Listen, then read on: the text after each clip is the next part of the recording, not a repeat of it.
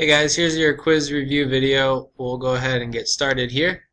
Now this problem is kind of a weird one, but I wanted to just set this up for you. This is a parallelogram. In a parallelogram, we know our rules that opposite sides are congruent. And because opposite sides are congruent, I can actually set up an equation here.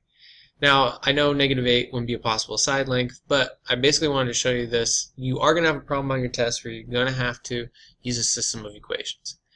So opposite sides are congruent, so that means that -2x plus 5y is going to be equal to -8. That also means that 2x plus 3y will equal 9. Now, I conveniently kind of set these up. We can do what's called substitution or elimination when we're solving these, and some lend itself to easier ones. So the one that we did in the study guide that you have to do a system, substitution is actually the easier way to do that problem. This one is going to be easier to do by elimination. So to do elimination here, we're going to go ahead and look for two coefficients that are the same number but opposite value, and that means we can add them. -2 plus 2, that's going to go away to nothing, and then add these two, and that's going to give me 8y.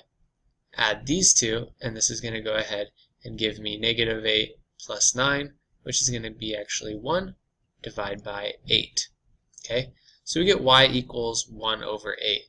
Now, that's not actually a horrendous thing to have, even though some of us might think fractions are evil, but we can still work with this just fine. We can take this and we can go ahead and plug it in and still find the value of x. So once we have y, we can plug it back in. So to do that, all we have to do is go ahead and pick one of the two equations, doesn't matter which one, and choose to plug it in. I'm going to pick the bottom one because it has all positive values. So I get 2x plus 3 times y, which is going to be 1/8, equals 9. Okay, when I multiply this, I get 2x equals 3/8 equals 9. And we're going to go ahead and all we have to do is subtract and then divide by 2. So subtract by 3/8. Okay, this might seem a little tricky, but essentially I'm going to get left over 5/8. And this is going to take 1 away from it, so I get 8 and 5/8 divided by 2. And kind of running out of space here, so I'm going to clear this space real quick. Hopefully you already wrote that stuff down. There we go. Okay, I meant to pick a nicer one, but I guess we got a fraction, so that's okay. And what we get here is we get 2x equals 8 and 5/8. So we divide by 2. I can divide 8 by 2, which is going to give me 4, and if I divide 5/8 by 2, I actually get 5/16. So there's my answer for that, and remember y was 1/8. Okay, so yes, we have fractions, but we can still solve using our systems of equations. Okay, in this case, that was an example of elimination. Alright, this shape here is a rectangle. Rectangles have a lot of important things. A few of the important things is all the diagonals bisect and are congruent, which means I have 4 isosceles triangles.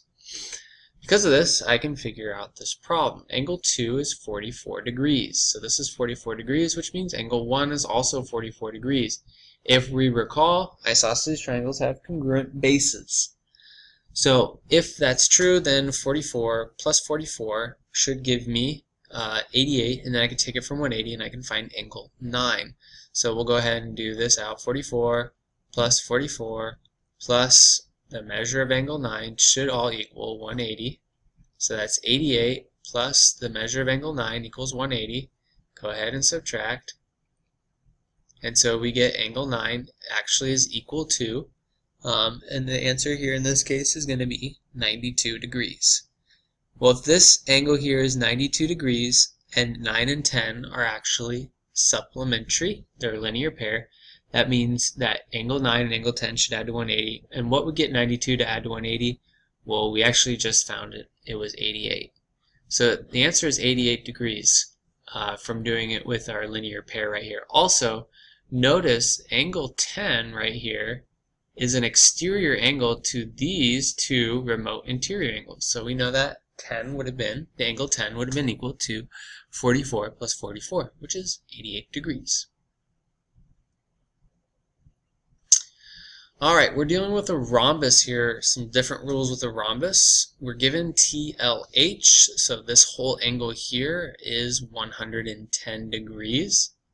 Now, one of our rules is that the diagonals bisect the angle. So that actually makes this 55 degrees and this 55 degrees, okay? Which could play an important role, potentially. And I'm trying to find ATF, so I'm trying to find this angle here.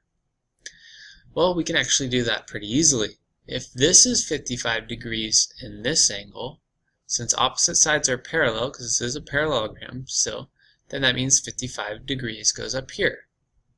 Now, diagonals are not congruent in this shape like a rectangle. It is slightly different. So this triangle, if you can see this triangle, AFT, has 55 degrees. We don't know, and we don't know. But if we know my rhombus rules, I know that diagonals are perpendicular. So this is actually a 90-degree angle right here. So if I know that, I can actually find AFT. It's going to be 55 degrees plus the 90 degrees plus the measure of AFT, and that should equal 180 degrees. Add them together, I get 145, and then we subtract 145 from 180, and we end up with 35 degrees. So AFT equals 35 degrees.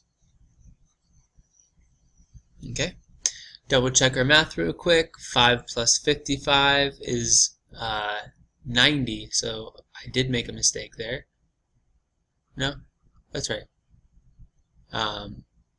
5, 60, 90 plus 90, 180. Yeah, perfect. Sorry, brain fart. Moving on. Boxy is a square. Okay, so if Boxy is a square, let's draw a square. Boom, boom, boom. And start down here. O, X, Y. BX, that's a diagonal. Okay, so that's 3x plus 8.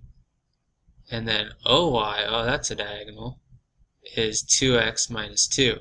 Remember, a square possesses all the attributes of all the parallelograms. So in a rectangle, we know diagonals are congruent, so that's also true in a square. So we actually just set these two equal to each other. The math really is not going to be that difficult on the quiz, besides there's one system of equations and there's one factoring problem. The rest are pretty easy. It's the setup that's difficult, okay?